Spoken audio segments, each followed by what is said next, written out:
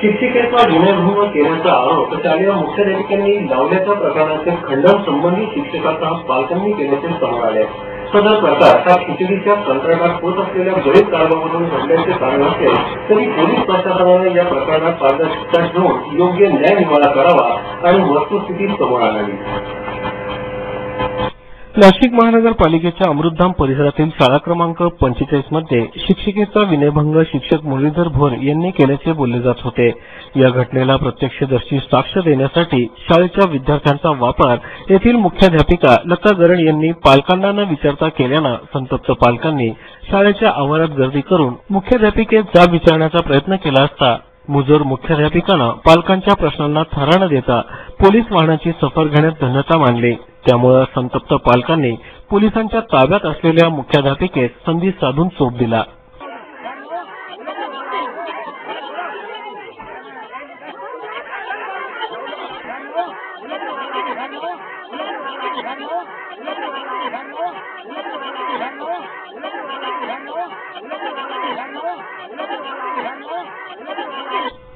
दरम्यान सदरचा आरोप हा मुख्याध्यापिका लता गरड यांचे पितळ उघडे करताना केला गेल्याचे स्पष्टीकरण शिक्षक मुरलीधर भोर यांनी प्रसारमाध्यमांशी बोलताना केले. हा आरोप अगदी दादांचा खोटा आहे. याची कारण माध्यमासमोर देण्यासाठी मला शिक्षणाधिकाऱ्यांची परवानगी घेतल्याशिवाय बोलता येत नाही. कारण आमचे शिक्षणाधिकारी आणि माझ्या मुख्याध्यापिका ह्या एका शाळेत 10 वर्ष काम केलेलं आहे. ज्या शिक्षिका गजने मॅडम यांनी माझ्यावर कट रचलेला आहे त्या दोघी वर्गमैत्रिणी आहे आणि मी जर प्रसार माध्यमांसमोर जर काही माहिती दिली तर आमच्या ज्या प्रशासन अधिकारी किरण कुवर अतिशय खुनशी स्वभावाच्या आहे त्या मला जागेवर सस्पेंड करतील. त्याच्यामुळं मी तुम्हाला विनंती करतो तर कृपया माझी मुलाखत तुम्ही रेकॉर्ड करू नये. जो प्रकार झाला आहे मी खंडन करतोय. माझ्यावर जो आरोप करायला पाहिजे होता त्या आरोपासाठी जे शस्त्र आहे ती तलवार वापरली असती तर मान्य असतं. परंतु जे बाल बच्चे आहे माझ्या मुलीप्रमाणे त्यांचा वापर या ठिकाणी केलेला आहे तो अत्यंत वाईट आहे. कदाचित या शिक्षिकांना मी जर नको होतो तर त्यांनी सांगायला पाहिजे होतं की सरांनी माझा हात धरला माझ्यावर गुन्हा दाखल करायला पाहिजे होता. परंतु त्यांनी या बालबच्चे लहान मुलींच्या खांद्यावर बंदूक ठेवून माझ्यावर गोळी चालवण्याचा हा प्रकार आहे. शिक्षक आणि मुख्याध्यापिका यांच्या वादात शालेय विद्यार्थ्यांचा वापर हा साक्ष देण्यासाठी मुख्याध्यापिका लता गरड यांनी केल्यानं पालक तसेच पालक शिक्षक संघटनेच्या पदाधिकाऱ्यांनी तीव्र नाराजी व्यक्त करून आपल्या भावना मांडल्या. मुलींची शूटिंग घेतली पालकांना का बोलवलं नाही. लता गरड मुख्याध्यापिका आहे त्यांनी मुलींची 12 तारखेपासून शूटिंग घेत आहे. पोरी 7 वाजता येते शाळेमध्ये त्यांना 3-3:30 घरी यायला वाजता येते उपाशीच असत्या. त्यांची शूटिंग केलं दरवाजे बंद करून आम्हाला का सांगितलं नाही का त्यांचं काम होतं पालकांना सांगायचं. त्या सरांबद्दल काय वाईट वाईट आरोप करताय यांना खोटं बोलण्याचं दाग काढताय त्या शाळेत आले हो त्यांना आणि एवढं सांगितलं तुम्ही मुलींसंग असं झालं मग तुम्ही मुलींना पालकांना बोलवायला लावला का. तुम्ही पालक बोलवले पालकांना सांगितलं नाही म्हणे पालकांना नाही सांगितलं. पालकांना सांगितलं तर ते पालक मुलींना शाळेत येऊन देणार नाही.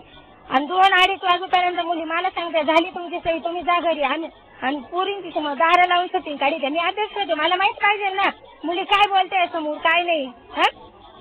मी त्यांना परत शनिवारी पण आम्ही दोघं पण शाळेत आलो त्यांना एवढं सांगितलं की तुम्ही पालक लोक इथं बोलवा आधी मग आमच्या सह्या घ्या नंतर. तरी त्यांनी नाही बोलवलं पालकांना. सह्या डायरेक्ट ज्या मुलींच्या सह्या घेतल्या ना त्याच्यावर आमच्या सह्या घेतल्या. परत सरांचं ते लिहू असं खोटं शिक्षक लोक आहे ना त्यांनी पूर्ण पालकांचं खोटं लिहून घेतलं. त्यांनी काय लिहून घेतलं तर हे पालक मुलींचे दाखले काढायला शाळेत येते हे पालक मुलींना शाळेत ठेवून नाही राहिले असं त्यांनी लिहून घेतलं. डायरेक्ट तिथं सही घेतली महेश कुठे मॅडम आणि मी हो मंगल मधुकर गोरे. काय त्यांचं शाळेत काय झालं ते काय आम्हाला माहित नाही. मला मुख्याध्यापक मॅडमने बोलून पाठवलं शाळेत काय झालं ते काही माहित नाही. सही द्या म्हणून मी सही देऊन टाकली ते काही मला माहित नाही. माहित नाही मला. त्यांनी वाचलंच नाही मी, त्यांनी सांगितलंच नाही, मग ते सही घेतली. सकाळी मोबाईलमध्ये एक जणांची मी रेकॉर्डिंग पाहिली, तर त्याच्यामध्ये बऱ्याचशा मुली होत्या, त्याच्याबरोबर माझी भाषी होती. तर मी त्यांना, मला कळल्यानंतर मी शाळेत आलो तर मॅडमनी, तर बरेचसे पालक उभे होते, तर पालक गोंधळ करत होते. तर मॅडमनी सांगितलं की एक जण माझ्याशी बोला. तर मी सांगितलं मॅडम मी बोलतोय, माझ्या प्रश्नाचं उत्तर द्या पहिले. तर मॅडमला मी हे विचारलं की मॅडम तुम्ही पालकांना न कळवता, न माहिती होता तुम्ही कसं काय शूटिंग काढलं, त्यांच्या कसं काय सह्या घेतल्या, तुमचा अधिकार काय सह्या घ्यायला, तर तुम्ही पालकांना कळवा पहिले. पालक जर काही ऍक्शन घेत नसतील त्यांच्याबद्दल, त्यांच्या मुलीच्या ताब्यात नसतील, तर त्याच्यासाठी तुम्ही नंतर तुमच्या शाळेची काही बदनामी होत असेल तर तुम्ही नंतर त्यांना काढून टाका, काहीतरी करा, पण तुम्ही शूटिंग कशा पद्धतीने काढली. तर मॅडमने मला सांगितलं की ते कोणते सर आहेत, मला माहिती नाही ते सर कोणते. तर त्यांना मी एक वेळेस बघितलं होतं फक्त, तिथे आज पाहिलं. तर मॅडम म्हणे त्या सरांनी तुला किती पैसे दिले, म्हणजे सर्वांना तुम्हाला किती पैसे दिले.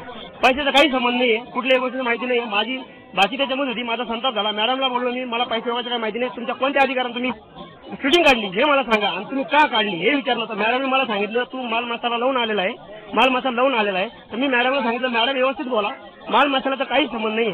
तर मॅडमने मला सांगितलं माझी नोकरी जाईन मध्ये फक्त, कळलं का, तू चल बाहेर हो म्हणे. मॅडम डायरेक्ट माझ्यावर हात उचलायचे प्रयत्न केले, पण बाकीच्या लोकांनी सांगितलं तू काही ह्यांना काही हातबीत लावू नको, तुझ्यावर वेगळे आरोप होऊन जातील. त्या मॅडम डायरेक्ट असं धमक्या मारताय की पैसे घेऊन आले, पैसे बोलून आणले. मला यांना जर उद्या ह्या मुलीबद्दल काही झालं यांच्या भविष्यात याला जबाबदार कोण आहे?